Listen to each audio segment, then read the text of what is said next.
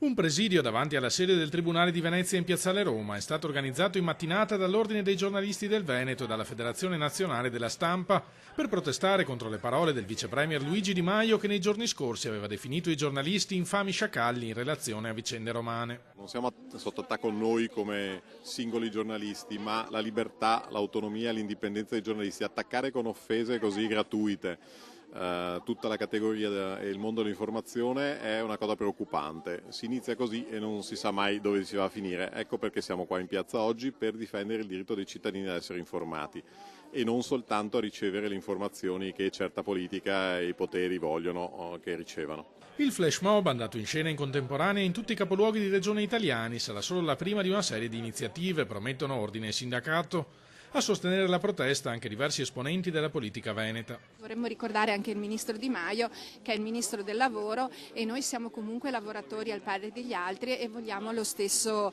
trattamento, lo stesso rispetto, tanto più che siamo un settore in profonda crisi e con molto precariato.